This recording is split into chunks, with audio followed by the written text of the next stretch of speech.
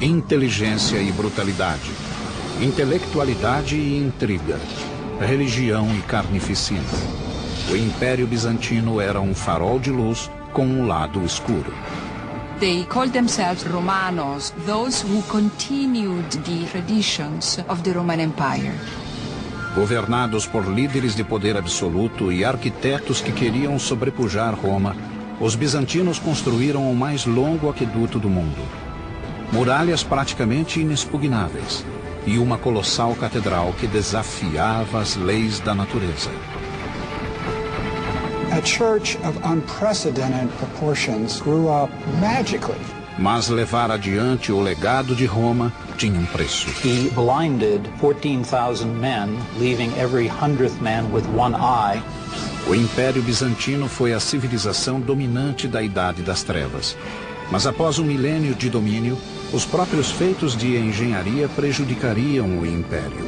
A velha luz se extinguiu com o vento das guerras modernas.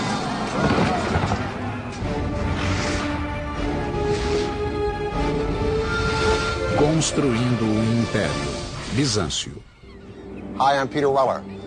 Byzantium was an ancient Greek city-state founded around 600 BC, named after its king Byzantus. They settled here because of this thin strip of water that connected Asia to Europe and the Black Sea to eventually the Mediterranean. This strip of water is called the Strait of Bosphorus, meaning bull track from ancient mythology. Byzantine today means scheming or old or devious. But during its 1100 years, the Byzantine Empire would not only be the savior to the Western world's profound heritage of law and literature, but it would put Christianity on the fast track and along the way give us the artisans and builders and craftsmen who would eventually light up the Renaissance right into the 21st century. And all of this would happen under the auspices of a single emperor named Constantine, who of all of the fakers and charlatans that history has coughed up to steal the moniker the Great, Constantine really deserved it. Novembro de 324 d.C. Após 2 décadas de feroz guerra civil, o imperador Constantino conseguiu finalmente o controle de todo o Império Romano. Era um líder de visão, brilhante estrategista e não tolerava limites.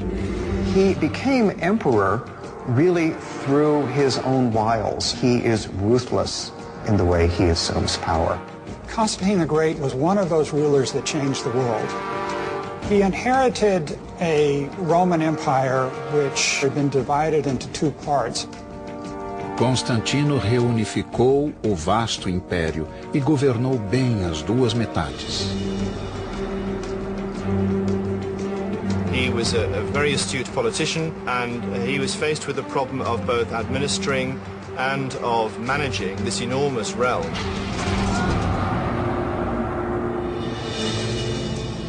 6 semanas após subir ao trono, Constantino viajou para a ponta do Império, um local remoto da Turquia de hoje. Constantine took a spear and traced the outline of the city in the dirt. His entourage was somewhat amazed at the extent to which he intended to build the city. He is said to have commented, "I will go as far as until he who leads me stops."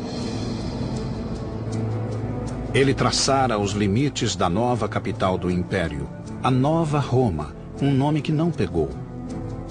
Desse esboço nasceu uma cidade esplendorosa no centro de um grande e novo império.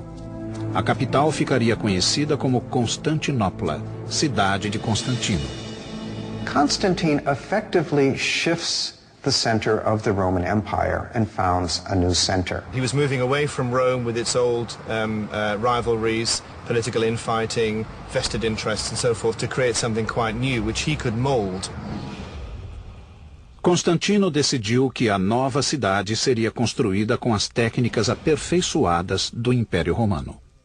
There was a grand campaign of construction, of building forums, marketplaces, to build the kind of buildings that ancient Rome had. O governo de Constantino seria marcado por uma distinção. Diferentemente dos antecessores, ele se aliaria a outro grande líder. Seu nome era Jesus Cristo. Christianity is really on the rise. There is a large Christian presence in the empire, and simply recognizing this presence made a good deal of political sense. Constantinople was founded, in effect, as a Christian empire, and Orthodox Christianity was fundamental to its existence.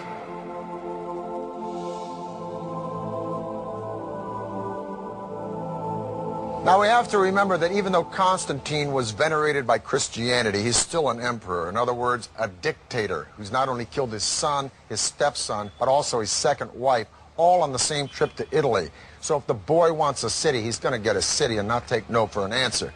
Problem is, how do you attract people to a dusty town in the hinterlands called Byzantium? Well, first of all, you might want to rename it after yourself. And second of all, in the style of all Roman emperors, rebuild it. If Constantine could rise out of the grave today and see the success story of Istanbul, population 12 million, 2 million tourists a year, he'd probably faint. Because in 337 AD, when he dies, not only is the city half done, but he's got a big problem.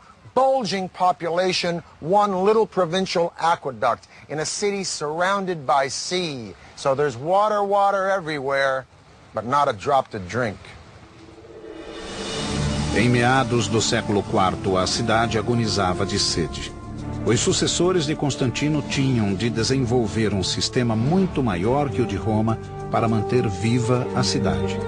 O que eles construiriam seria uma das maiores façanhas de engenharia do mundo antigo. There were no local water resources within the city walls of Constantinople, and hence water had to be brought from a much greater distance than anywhere else in the classical world and in the Mediterranean. A tarefa coube a ambicioso imperador chamado Valente, que reinou de 364 a 378 depois de Cristo. Foi ele que projetou e executou o mais longo sistema de aquedutos do mundo. Quando completado, o sistema conduziria água por estonteantes 700 quilômetros, igual a todos os aquedutos de Roma somados. A linha principal começaria a 250 quilômetros a oeste, nas terras da Trácia. Os engenheiros teriam de achar um modo de obter um declive constante para manter a água em movimento. There are tunnels underground, there are channels that go along the surface, and there are, where necessary, these great aqueduct bridges. Entre os séculos IV e VI, os bizantinos construíram 60 pontes condutoras. A mais impressionante elevava-se a 30 metros. Hoje é conhecida como Aqueduto Romano de Valente. Primeiramente, os engenheiros construíram gigantescos suportes, ou pilares. Prontos os suportes, grandes arcos neles se apoiaram. Formas de madeira continham as pedras no lugar, até a pedra-chave ser posicionada para fechar o arco. Novas formas passavam para outra camada, e o processo se repetia.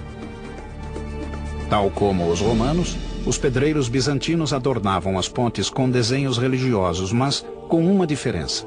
Os bizantinos usaram símbolos cristãos em vez de pagãos.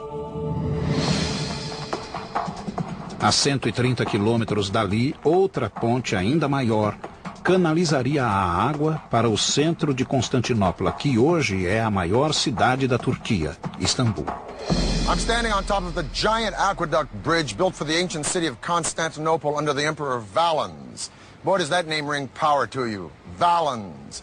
Now, the entire aqueduct span is 150 miles, but just this section between two hills in Constantinople is 11 football fields long. And boy, did it take care of the city's water problem.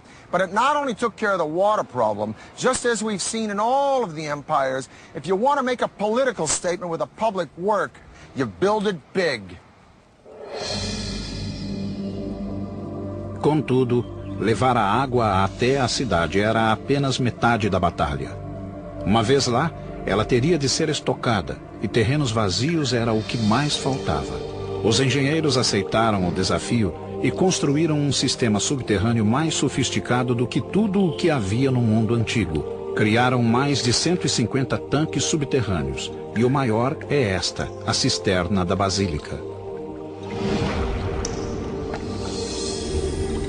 Tem 336 colunas de 8 metros que sustentam um teto de 153 de comprimento por 77 de largura. A cisterna da basílica poderia armazenar água suficiente para encher 27 piscinas olímpicas. Os tanques subterrâneos foram construídos entre as colinas. Uma solução engenhosa, pois não só utilizava terras baixas, como ainda formava superfícies planas. The cisterns